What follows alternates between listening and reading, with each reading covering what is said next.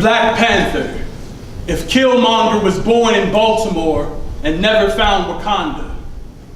I heard his heartbeat sounded like a war drum, sounded like a club mix for a tribal dance. An A-yer echoed out of an ancient memory. Baltimore raised him, but Wakanda couldn't save him. A sandcoat for bird and a raven, shadow boxing at the intersection of self-hatred and Loch Raven. I seen him over west one day, looking for a used day pass, sipping a half and half, filled with his own regrets. They say he was half real nigga and half hotep, a little extra swagger and a dagger in his step. So he named his 22 M'Baku and made him bark at the block. Wasa, wasa, every time white cops showed up talking that nonsense, nigga what?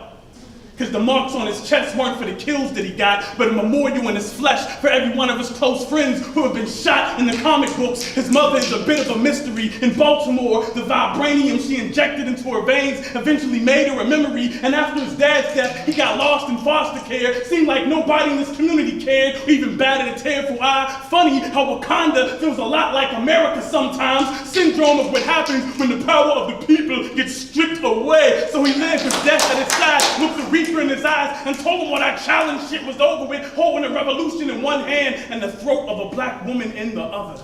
However, had his community served as his heart-shaped herb, who knows it might have occurred. Maybe could have learned to do more with his words or make safe the streets, use youth as a resource, lead us into a beautiful struggle instead of being the cause of it. Maybe could have ceased the fire and made murder spots sacred with his tears. He could have saved a dope boy from dying, even if the only life that he saved was his. And if I'm being honest, the character reminds me not of a Killmonger, but more so Wallace from The Wire or Oscar in Oakland, less victim-made villain and more so black boy made broken.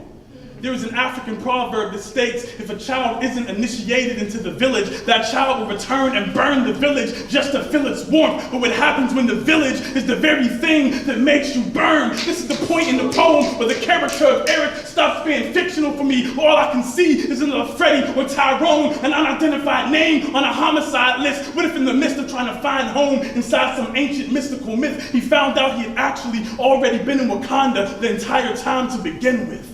What if all it took to make Wakanda forever was for us to make Wakanda together? But that's the type of talk that turns killmongers into killed martyrs. Drowning in an Atlantic-sized ocean of his own blood and regrets, another son undone on the shores of his own set, the ancestors with their arms stretched, wondering if he'll ever see the sunset.